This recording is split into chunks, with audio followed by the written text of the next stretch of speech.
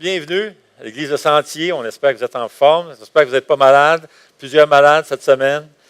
Et bienvenue à ceux qui nous écoutent sur l'Internet. Eh bien, vous savez, si on veut, un des outils qu'on a qui est disponible quand on veut étudier la Bible, les Écritures saintes, c'est ce qui s'appelle, c'est une grande expression, là, mais c'est vraiment pas plus compliqué que ça, la théologie systématique. Alors, ça fait très gros, très scientifique, mais tout ce que ça veut dire finalement, c'est prendre un des thèmes de la Bible. Vous prenez un thème et vous parcourez les Écritures pour voir qu'est-ce que la Bible enseigne sur ce thème-là. Maintenant, on estime qu'il y a environ 135 thèmes importants dans les Écritures, toutes sortes de thèmes. Ça peut être sur Dieu, connaître Dieu, les attributs de Dieu, ça peut être sur Jésus-Christ, la Trinité, tout ça, l'Église, plusieurs thèmes. Et nous, la semaine dernière, on a commencé à nous arrêter sur un des thèmes, un de ces 135 thèmes importants dans les Écritures, et c'est la voix de Dieu. Et on a regardé que Dieu voulait et a communiqué à chacun d'entre nous de différentes manières. Et on a vu qu'il y avait 3 voix de Dieu, que Dieu, d'ailleurs, je les ai ici sur la diapo. On a vu la semaine dernière que Dieu communiquait à travers sa parole qui est inspirée. On a regardé cette expression-là, que toute Écriture est inspirée, nous dit les Écritures. Et le mot inspiré veut dire souffler hors de la bouche de Dieu. Et puis, donc, Dieu parle à travers les Écritures saintes. Il parle à travers son Esprit Saint aussi, à ses enfants. Et il parle à travers des sages conseils des membres de son Église autour de nous, des gens qui ont passé du temps, qui ont de la maturité dans les Écritures. Alors, parfois, on veut connaître la volonté de Dieu. Et puis, tu regardes, tu parles à ses frères ou sœurs, et ça nous aide à comprendre quelle est la volonté de Dieu parfois. Mais là, on a un problème, c'est que, et on l'a soulevé la semaine dernière, c'est qu'il y a de l'interférence dans la ligne de communication avec Dieu. On ne l'échappe pas. Il y a comme de la statique. On est confus à comprendre quelle est la volonté de Dieu. On cherche à comprendre ce que Dieu veut pour notre vie. Et parfois, on dirait qu'il y a de l'interférence sur la ligne. On a la difficulté à bien saisir exactement ce qu'il veut pour notre vie.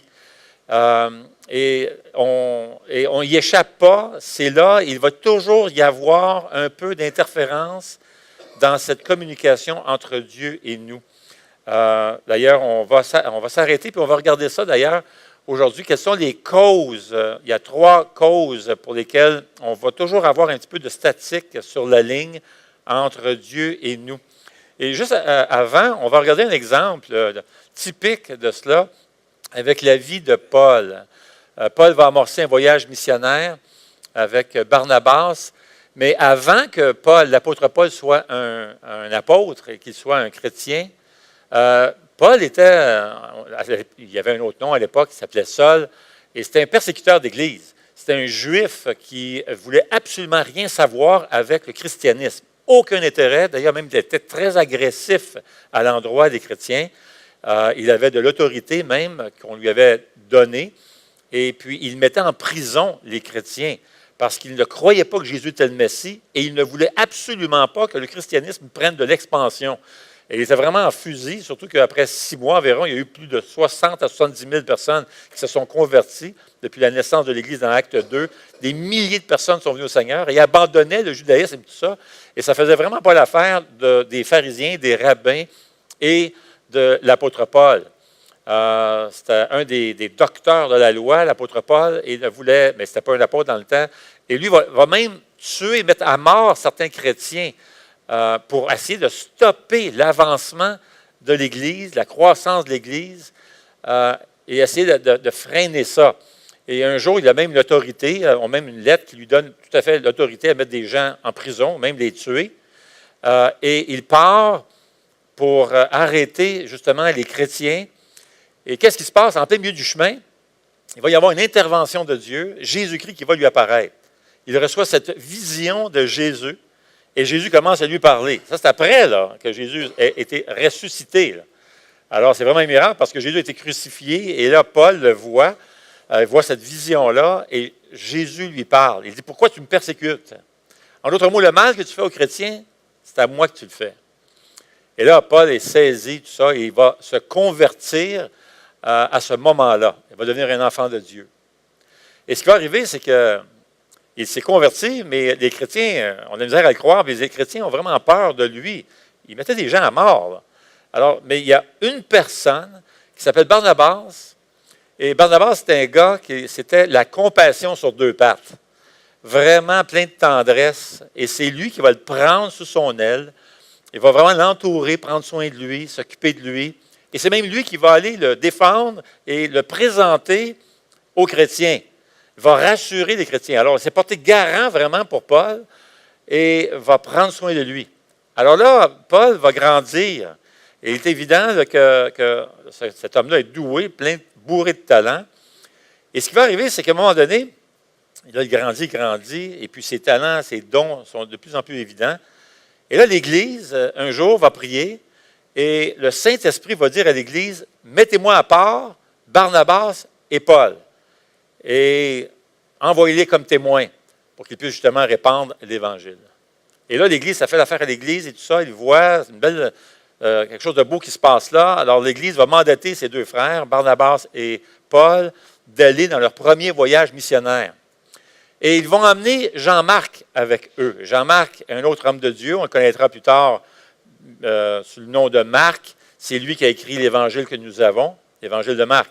Mais à ce moment-là, alors qu'on prend cette histoire, cet épisode de l'histoire qu'on veut lire ensemble, Marc, qui s'appelle Jean-Marc, est plus jeune. Alors là, il s'en va avec le voyage missionnaire, premier voyage missionnaire. Ils vont répandre l'Évangile ensemble. Et ce qu'il faut réaliser, c'est que quand tu pars avec l'apôtre Paul, la vie n'est pas facile. Paul prêche, mon ami, prêche l'Évangile et tout ça. Il s'est fait mettre en prison, il s'est fait battre.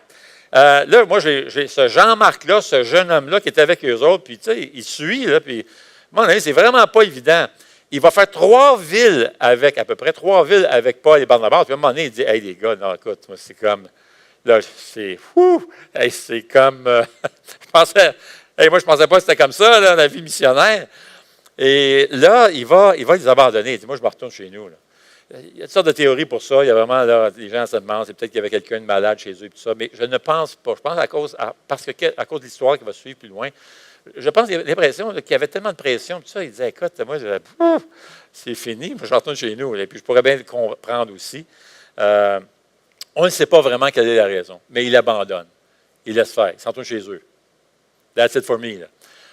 Fait que ça va. Donc là, eux autres, Barnabas et Paul continuent leur voyage missionnaire et tout ça. Puis ça, bon, ils ont des défis, mais Dieu fait des belles choses. Il y a des églises sont implantées et tout ça.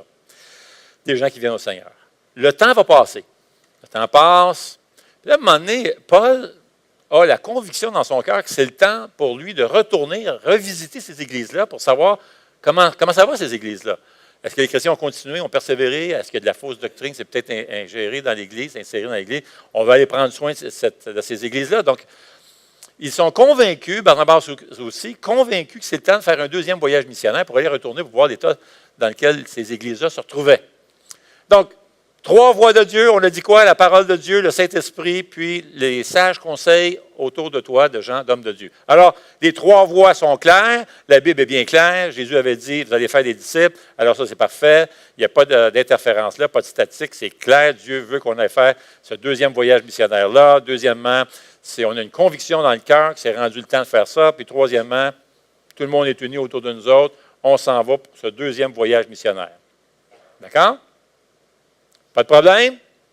Barnabas dit, « Hey, Paul, on emmène Jean-Marc avec nous autres. » C'est son cousin, c'est le cousin de Barnabas. Barnabas a dit, « Écoute, on va emmener Jean-Marc avec nous autres. » Et bien, mon ami, 3 voix étaient bien claires. Il y a quelque chose qui va se passer. Là.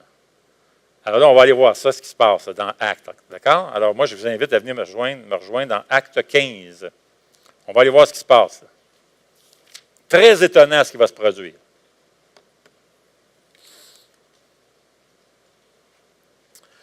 Acte 15, verset 36.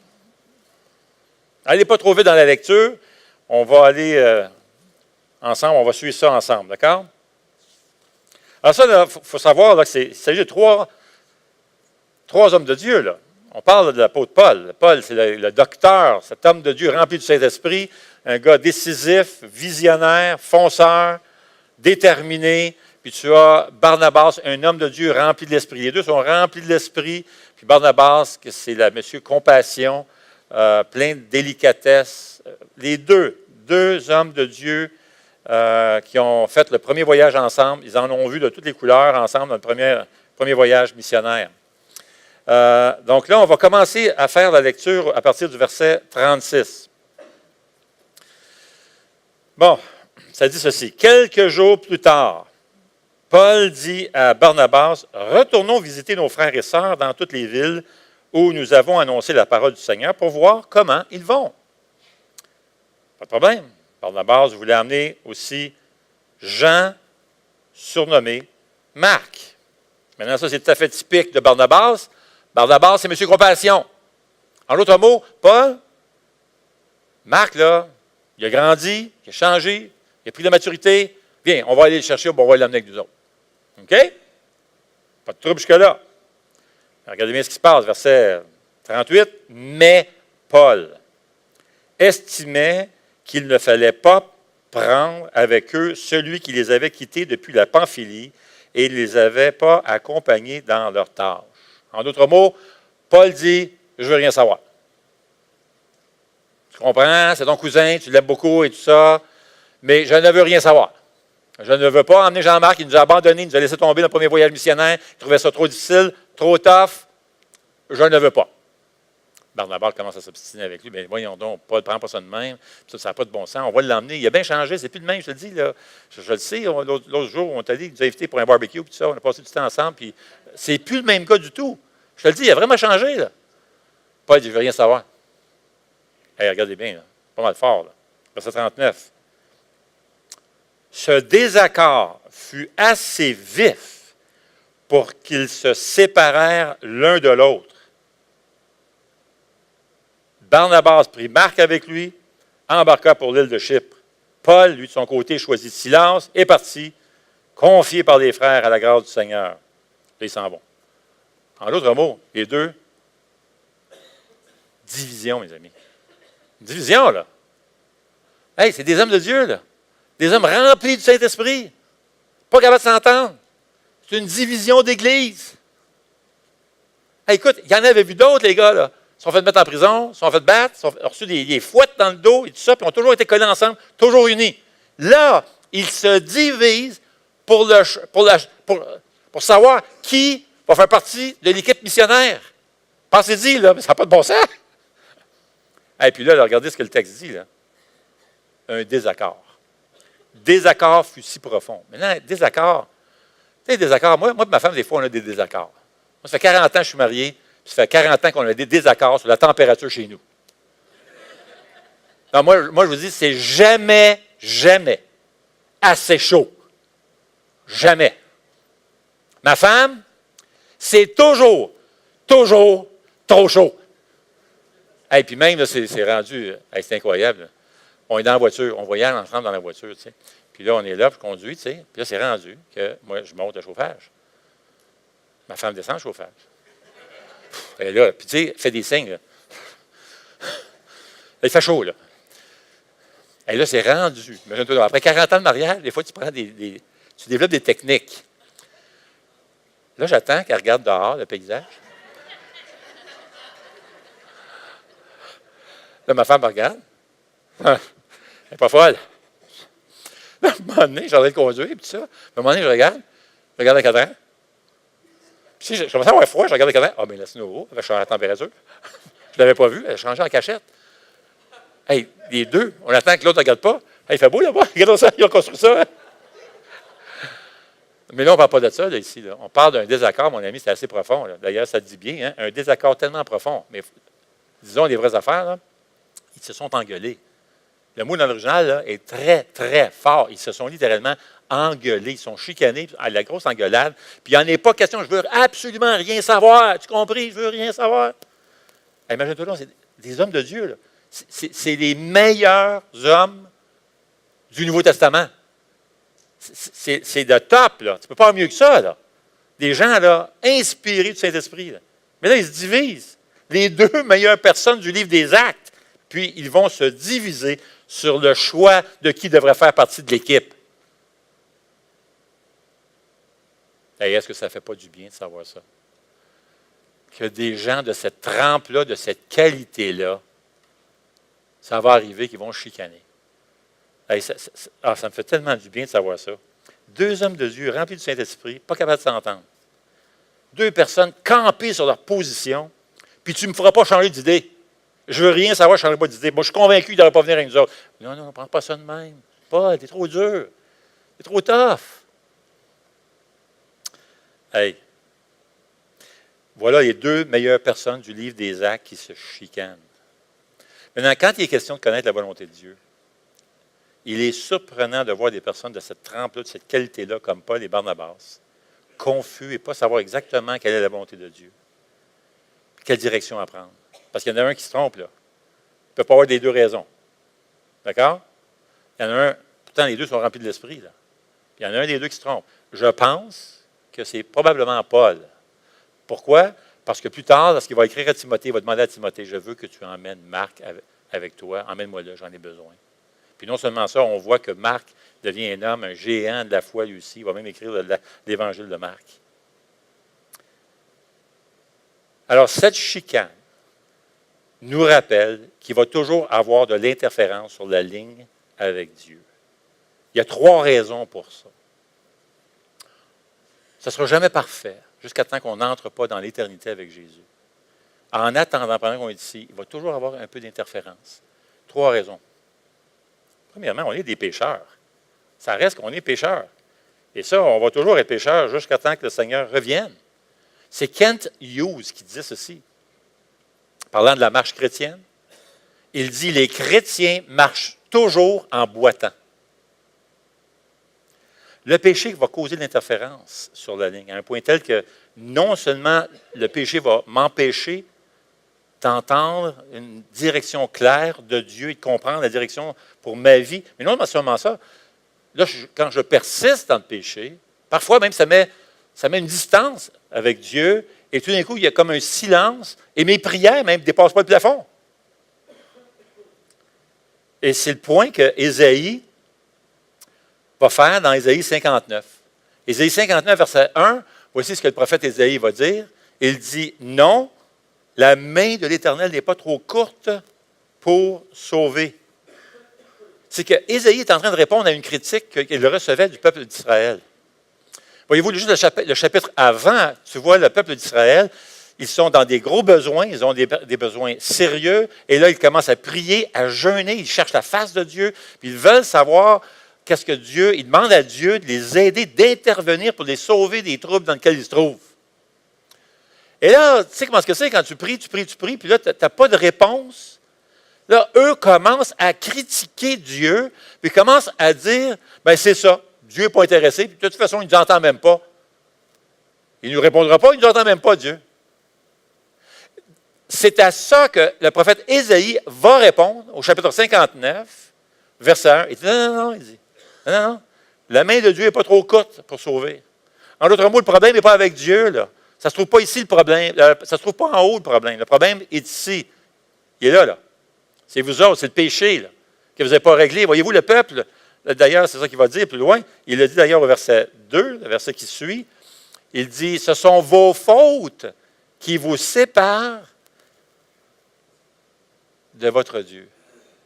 C'est les fautes qui traînent, que vous n'avez pas réglées. Effectivement, il y avait du péché dans le peuple d'Israël. Il laissait ça.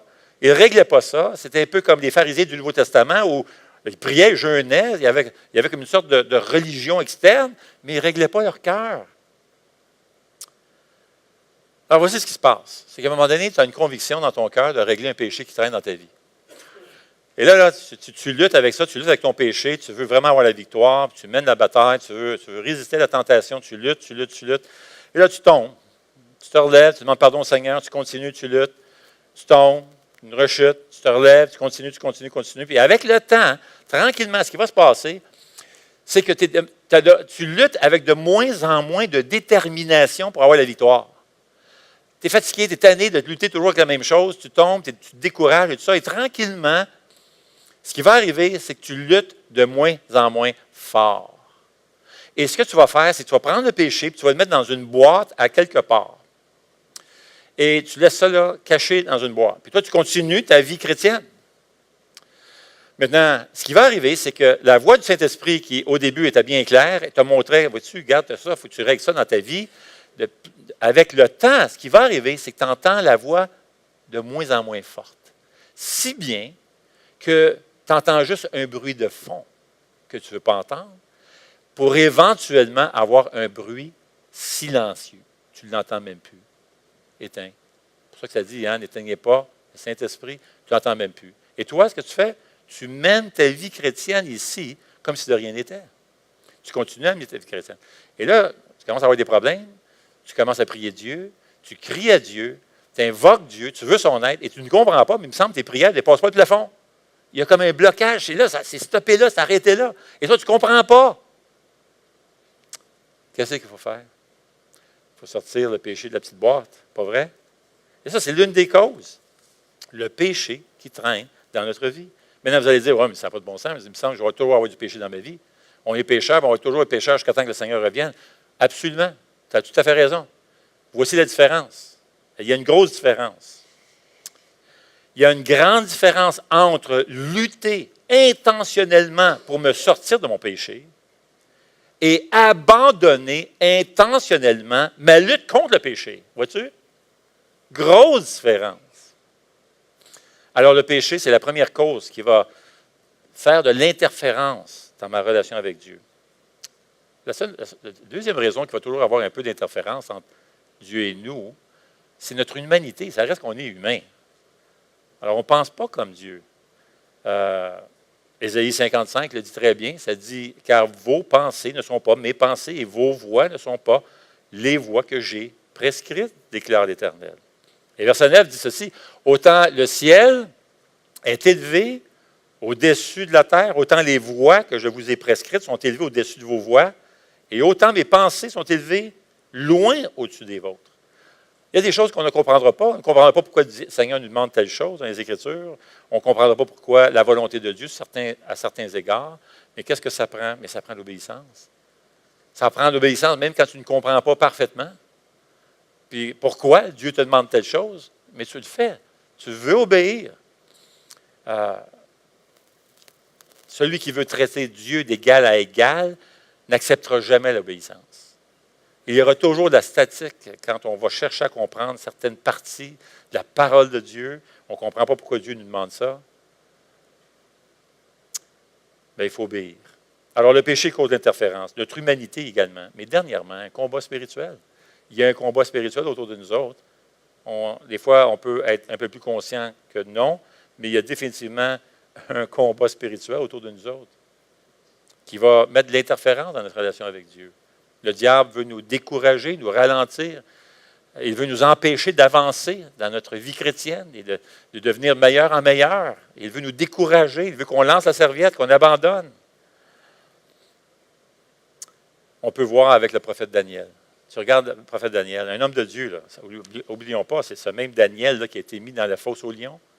Un homme de Dieu, Daniel, proche de Dieu. On va mettre en contraste deux prières, deux de ses prières. Première prière, Daniel va commencer et Daniel va demander à Dieu que Dieu puisse l'éclairer, aider à comprendre quand Dieu était pour accomplir les promesses de la délivrance d'Israël. Voyez-vous, à ce point-ci, ils sont en captivité à peu près à 1000 kilomètres au loin, à Babylone. Et le roi de Babylone, Nebuchadnezzar, était venu, puis il avait tout détruit à Jérusalem, les murs, la ville et tout ça. Et là, Daniel ne comprend pas, ils sont en captivité, c'est une captivité, l'exil qui va durer 70 ans. Daniel ne comprend pas, alors il fait une prière, il va ouvrir son cœur, il commence à demander à Dieu que Dieu puisse lui expliquer, l'aider à comprendre quand Dieu était pour réaliser les promesses qu'il avait faites à l'endroit de Jérusalem. Alors, regardez bien ce qui se passe. Daniel 9, 20. Il dit, « Je continuais à parler dans ma prière, d'accord, en confessant mes péchés et les péchés de mon peuple Israël, et en suppliant l'Éternel, mon Dieu, en faveur de sa sainte montagne. » D'accord? Et là, verset 21 dit ceci. J'étais encore en train de prononcer ma prière. Il n'a même pas fini sa prière. Là. Il n'a même pas dit Amen encore. Là. Il vient de commencer sa prière. Là. Il ouvre la bouche. J'étais encore en train de prononcer ma prière quand Gabriel, ça c'est l'ange, Gabriel, ce personnage que j'avais vu dans une vision précédente, s'approcha de moi d'un vol rapide au moment de l'offrande du soir. Il s'entretint avec moi et me donna des explications en me disant, « Daniel, je suis venu maintenant pour t'éclairer. En d'autres mots, je suis venu pour répondre à ta prière, venu pour exaucer ta prière. » Il dit, « Dès que tu as commencé ta supplique ou ta prière, dès que tu as commencé à prier, un message a été émis. J'ai reçu un texto. Dieu m'a envoyé un texto. Il me dit ceci. Et je suis venu pour te communiquer. Tout de suite, tu as ouvert la bouche. Dieu me dit, vas-y, exauce la prière. Va répondre. Il dit, je suis venu pour te communiquer car tu es le bien-aimé de Dieu. Hey, ça, c'est pas super. Hey, dès que Daniel ouvre la bouche pour prier, l'ange reçoit un ordre de Dieu d'aller et répondre à sa prière. Tout de suite, sur le coup. Hey, ça, c'est le genre de prière qu'on aime. Hein, tout de suite, là. Tu sais, tu as des problèmes financiers. Là. Tu te dis, ah, Seigneur, hey, Seigneur, je viens de recevoir là, une facture d'Hydro-Québec. Boum! Voici un chèque. Wow! Ça, c'est le genre de prière qu'on aime. Ah, Seigneur, encore cette semaine, ma voiture, elle vient de faire défaut, elle vient de tomber en panne. Boum! Voici les clés de ta voiture neuve. Ah, ça, c'est-tu merveilleux. Non, non, mais est-ce qu'on ne les aime pas, ces prières-là? Ça m'est déjà arrivé, vous autres aussi, hein? Je me rappelle, je vous ai déjà conté ça, on avait commencé dans le ministère, on faisait juste 6 000 par année, on n'avait quasiment pas d'argent. Fait qu'à un moment donné, je suis devant ma porte de frigidaire, puis là, j'ouvre la porte de frigidaire, puis le souper, c'était quoi? Il y avait juste 6 000 de revenus, c'était des enfants, tout. Il y avait juste des cocombes et des tomates pour souper. Fait que là, ce jour-là, j'avais le goût d'emmener ma femme au restaurant. On n'a pas d'argent. Je me suis mis à genoux, j'ai prié, puis le Seigneur, j'aimerais vraiment ça, Seigneur, ce soir, emmener ma femme au restaurant. Au nom de Jésus. Amen. Ding dong. Et je me rends à la porte, mon ami, j'ouvre la porte, il y avait quelqu'un avec de l'argent, il me dit, écoute, le Seigneur nous a mis à cœur de vous faire un don. Pas incroyable, ça? Qu'est-ce qu'on a fait ce soir-là? Saint-Hubert. Imagine-toi, non, mais pense-y, là. Dieu, ce soir-là, nous a donné du Saint-Hubert. C'est fort pareil, hein? Oui, mais écoute, ça vient de Dieu, cette affaire-là. C'est un don qui vient de Dieu. Hey, c'est correct. On les aime, ces prières-là? Hein? Tu ouvres ta bouche, tu ouvres ton cœur, commence à prier, puis tu fais, pouf! Exaucé. Amen. Amène-en d'autres. On aime ça, ces prières-là. Gloire à Dieu. Attendez, pas fini. Daniel va faire une autre prière. Là. Écoute, c'est le même Daniel, il n'a pas changé, c'est toujours aussi rempli d'esprit, un homme de Dieu, pas changé, toujours le même. Il va faire une deuxième prière. Là, on va aller voir sa deuxième prière, juste après. Daniel, encore, il y a quelque chose qui se passe, alors il commence à prier, puis il demande à Dieu, il ouvre sa bouche. Et là, Daniel devait penser, tu sais, tout de suite, l'ange, mon ami, je vais ouvrir ma bouche, il va tout de suite venir, il va répondre, tu sais. Il commence à prier, puis il dit, Seigneur, il dit, j'aimerais ça vraiment que tu m'expliques, je veux comprendre. Tu fais des prophéties, puis tout ça, des promesses, j'aimerais ça comprendre comment ça va arriver, tout ça. Amen. Il devait regarder, là, il devait voir ce qu'il y a un ange qui s'en vient. Non, il continue, deuxième journée. Prie. Il commence à prier, deuxième journée. Troisième journée. Quatrième journée. Dieu ne répond pas. Mais qu'est-ce qui se passe, Daniel? Et Daniel est aussi consacré qu'avant, là. Un homme de Dieu. 5, 6, 7, 21 jours. 3 semaines de jeûne et prière. Il n'a pas lâché, il a continué après 3 semaines de prière. Finalement. Finalement. Alors, regardez bien ce qui se passe. Daniel, il dit, Daniel 10, 12, dit, sois sans crainte, Daniel, car dès le premier jour, c'est le premier jour, il y a 21 jours, là, 3 semaines passées, là, dès le premier jour où tu as appliqué ton cœur à comprendre et à t'humilier devant ton Dieu, ta prière a été entendue. Il faut comprendre, là, dans la perception hébraïque, entendre la prière veut dire que tu es exaucé. Là.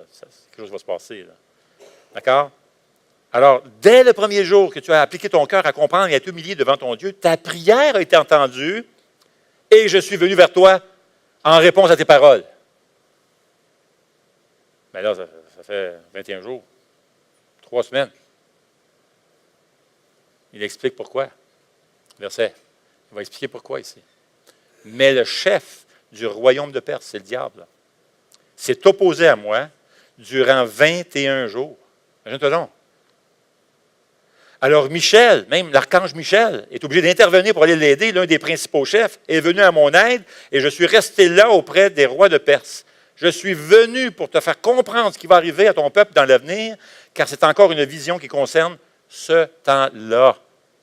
Ah, écoutez bien ce qui se passe, là. Réalisez-vous ce qu'il est en train de dire, ce que l'ange est en train de dire. Normalement, nous, on ne voit pas ça, là. On ne voit pas tout ce combat spirituel. Mais Dieu décide d'envoyer son ange et d'ouvrir un rideau du ciel pour que tout d'un coup, Daniel puisse comprendre tout ce combat spirituel qui avait lieu là. Imagine-toi là.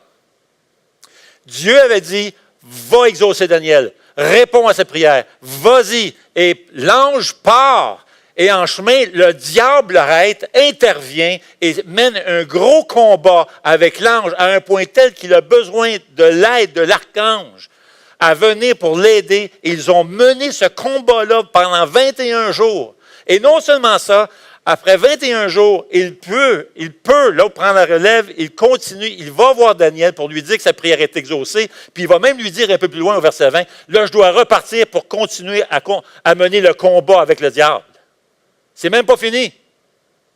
En d'autres mots, la bénédiction que Daniel devait recevoir a été retardée à cause d'une intervention du diable. Voyez-vous? On a vraiment besoin de comprendre qu'il se déroule un combat spirituel. Parce qu'après 3 jours, 4 jours, ou 1 semaine ou 2 semaines, tu as le goût d'arrêter de prier. Pas vrai? Mais il est en train de se livrer une chicane ici, là. Un combat, une guerre spirituelle. Et on a besoin de continuer à prier, puis à ne pas se relâcher, puis à persévérer. Parce qu'on va avoir la victoire. La victoire, elle nous est garantie, n'est-ce pas? Dans l'éternité. Alors, la guerre est déjà gagnée. Mais il nous faut nous rappeler qu'il y a un combat spirituel qui est en train de se dérouler. C'est Abraham Kuyper qui a écrit ceci. Il dit, si nous pouvions lever le rideau sur ce monde, de sorte que le monde spirituel qui l'influence devienne visible, nous verrions une lutte si intense, si convulsive, balayant tout sur son passage. En comparaison, la bataille la plus féroce sur terre semblerait n'être qu'un simple jeu. Non ici, mais là-haut. Voilà où le vrai conflit fait rage. Notre lutte terrestre bourdonne au rythme de celui-là. Alors parfois, il va y avoir la statique sur la ligne. Parfois, c'est à cause de notre péché. On est pécheur. On reste pécheur. D'autres fois, c'est simplement parce que nous restons humains, on ne comprend pas tout à fait, 100% les voies de Dieu. On a des difficultés à comprendre. D'autres fois, c'est qu'il y a un combat spirituel qui se livre, qui fait tarder la bénédiction. Alors, quoi faire? Bien, on ne pourra jamais enlever toute l'interférence à 100%.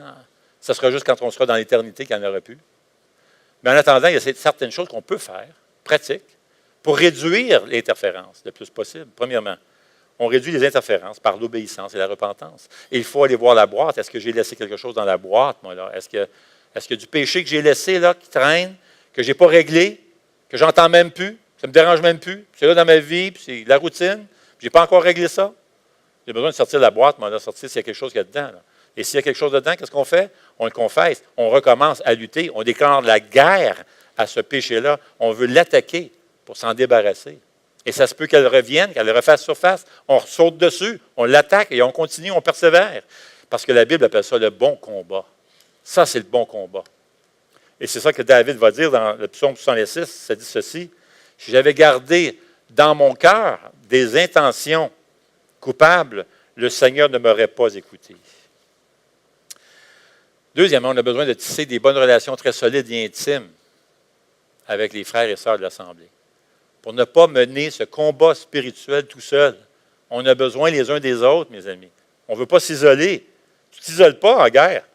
Qu'est-ce que tu fais? Tu te colles à d'autres, mon ami. Hein? Tu veux tenir à d'autres, avec l'armée. Et c'est d'où la nécessité de s'inscrire dans les groupes connexion, dans les groupes maison, de ne pas rester tout seul, dans les groupes paradoxes, avec les jeunes, les groupes de dames, les hommes, parce que tu veux ensemble, on s'encourage mutuellement. Troisièmement, on se sert des armes spirituelles qui nous sont données dans Éphésiens 6. C'est ça que Daniel faisait, il priait. Alors qu'il se trouvait dans un territoire ennemi, à Babylone, il priait. Et il ne l'a pas lâché. Il a prié. Il ne faut pas oublier Hébreux 1,14 qui dit « Les anges ne sont-ils pas tous des esprits au service de Dieu, envoyés pour apporter de l'aide à ceux qui vont hériter le salut? » Tu n'es pas tout seul dans ce combat-là. Alors, aussitôt que Daniel a élevé la voix vers le ciel, Dieu a entendu. Et l'aide s'en venait. Alors, on ne veut pas abandonner. On veut prier. Parfois, ça va prendre 21 jours. D'ailleurs, c'est ça qu'on veut faire dans 3 semaines. Hein? On veut se donner, on veut faire un mouvement de prière tout ensemble et embarquer dans ce qu'on appelle Libération 21, un 21 jours de jeûne et prière ensemble en Église. On va vous en parler dans les prochaines semaines. On a besoin de ça ensemble, surtout au début de l'année comme ça. On veut mettre cette année devant le Seigneur, que Dieu puisse faire des grandes délivrances. Quatrièmement, rappelle-toi que Dieu est au contrôle, malgré nos manquements. Et c'est ça qui est magnifique. Tu as beau faire des gaffes, des erreurs, comme Paul et Barnabas. Tu as beau te tromper, mais même connaître des échecs. Dieu, lui, ramasse les échecs. Il va prendre même les faiblesses, nos faiblesses, et il va faire des grandes avancées dans ta vie. Il va se servir même de tes échecs et de tes faiblesses pour faire progresser l'Évangile dans ta vie. C'est fantastique ce que Dieu fait. Dieu peut faire des belles choses même avec nos erreurs et nos gaffes. Ce n'est pas fini. Voici Paul et Barnabas, grosse chicane. Ils se séparent. Ils choisissent les deux de nouveaux partenaires, compagnons d'œuvre. Et qu'est-ce qui arrive? Bien, c'est plate et ce n'est pas Dieu qui a fait cette chicane-là. Hein. Mais là, tu te retrouves avec 2 équipes de missionnaires. Et d'ailleurs, les 2 équipes sont allées à des territoires différents. Et même Paul est allé dans des territoires tout à fait nouveaux. Et l'Évangile a entré dans un territoire tout à fait différent. Et Silas, qui était son nouveau partenaire, ajoutait beaucoup à la relation avec Paul. Parce que Silas avait des qualités que Barnabas n'avait pas. Maintenant, Barnabas a apporté beaucoup, évidemment, mais avec Silas, maintenant, Silas connaissait le grec, c'était un citoyen romain, il avait des forces que Barnabas n'avait pas, et ensemble, ils ont pu emmener l'Évangile dans un territoire tout à fait différent, et l'Évangile s'est rendu en Europe et tout ça. C'était glorieux. Et la même chose pour Barnabas.